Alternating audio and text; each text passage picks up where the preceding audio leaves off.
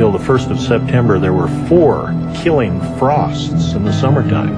There was a record snowstorm in June, and so it virtually destroyed all of the crops in New England. The reason, incidentally, for this terrible weather pattern was apparently the great volcano in a small island off the coast of Indonesia. A huge volcano there erupted, blowing about 4,000 feet off the top of a mountain, putting into the atmosphere 25 cubic miles of debris. And so the Smiths and everybody else's crops were ruined that summer, and many of them, including the Smith family, sought greener pastures by moving to a more mild climate, which in this case was to New York and Pennsylvania. Joseph's father had gone to Palmyra, set up a place for the family to be, and sent the wagon and the teamster. But Lucy says this man actually turned out to be, in her words, an unprincipled wretch. And he was drinking, spending the money for their trip on himself. And to cap it, Joseph, who was lame, as he uses that term, he was off crutches by now, but not far off crutches, he was forced to walk in the snow because Caleb Howard had actually fraternized with another family coming along the way and taken Joseph's place on the wagon with a couple of young women that he wanted to talk to. Howard drove me from the wagon and made me travel in my weak state through the snow 40 miles per day for several days, during which time I suffered the most excruciating weariness and pain. And all this that Mr. Howard might enjoy the society of 2 of Mr. Gates' daughters, which he took on the wagon where I should have rode. And this he continued to do day after day through the journey. And when my brothers remonstrated with Mr. Howard for his treatment to me, he would knock them down with the butt of his whip. On the final stage of the trip, Lucy dismissed this unprincipled teamster, Mr. Howard. He was going to leave with her team and her wagon, and she called a group of people who were there at the tavern and dismissed him and said he was a thief and she would need his services no longer. And Lucy arranged to have Joseph travel with an accompanying family, and he was going to be on their sled. And somehow, in a very vindictive mood, somebody hit Joseph and knocked him into the snow. And Joseph said he was left wallowing in his own blood until a stranger picked him up and took him to Palmyra. When they reunited in Palmyra, Lucy has a very touching picture of the children surrounding their father, weeping and embracing him, and the reuniting of the family. The family was the strength of the prophet. The family was called, as well as the prophet, to bring about the restoration of the gospel.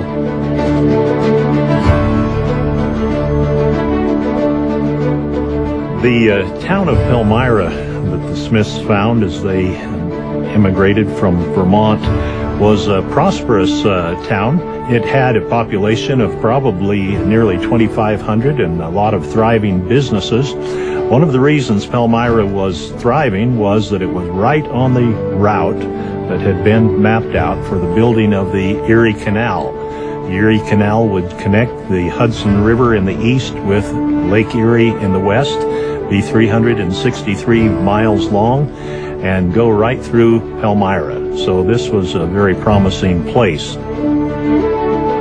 The canal was a mixed blessing, however, because it brought with it a lot of unsavory characters, some working on the canal, some there in other capacities, but some people referred to it as the Big Ditch of Iniquity.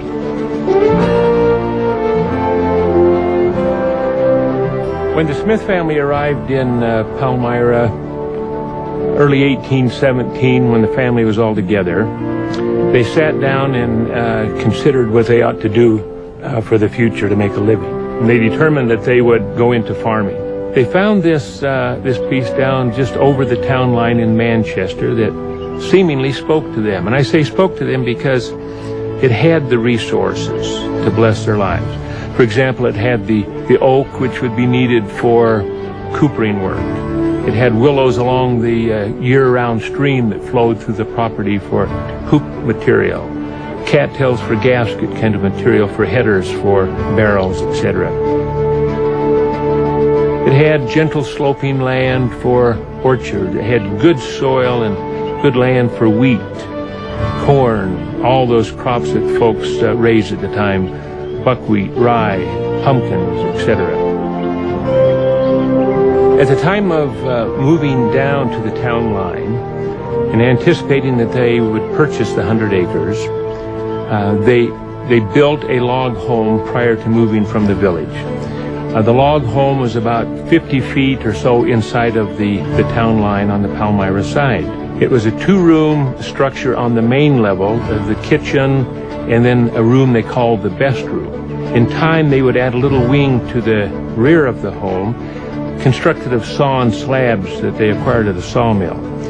It looks like that they built this little bedroom wing in preparation for the birth of little Lucy, the last of their children, which would bring the family to Mother and Father Smith and 9 children. Upstairs, there was a garret, a half-story structure that you would go up to that level via a steep stairway. 2 bedrooms up there, one for the boys and one for the girls. Although cramped quarters, it was a snug, comfortable dwelling for the Smith family.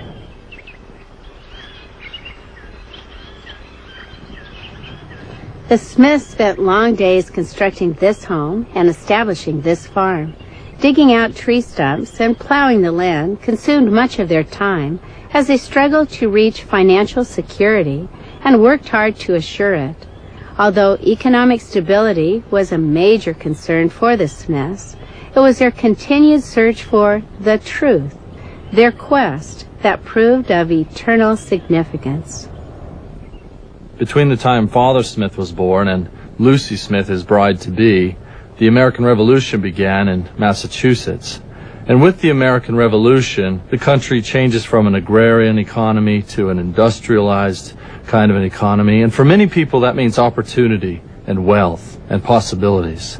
And for the Smith family, that seems to always be the case. They're always on the verge of making it, and yet never quite getting there, one setback after another. And new freedom, strangely, produces not only liberation and opportunity, but also new anxieties. And the proliferation of churches with the American Revolution and the early years of the Republic can be seen as a manifestation of this.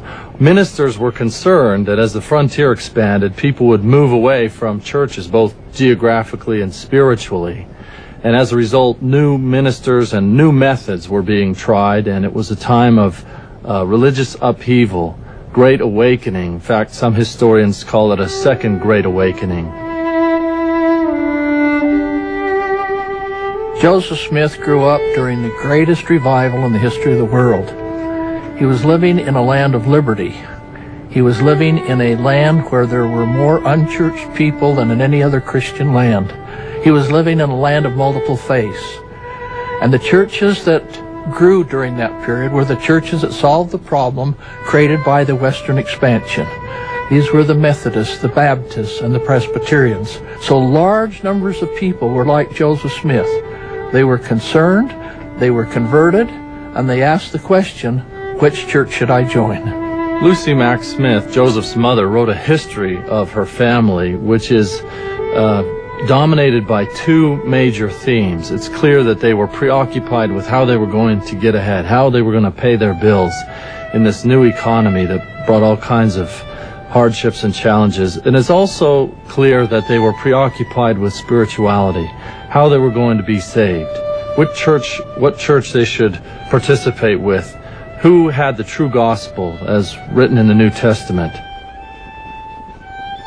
Joseph Smith, of course, comes of age. He becomes a young man. He grows from about 10 to 12 years of age while they live in Palmyra. And he says that it's about this time that his mind becomes seriously impressed on the subject of religion. At about the age of 12 years, my mind became seriously impressed with regard to the all-important concern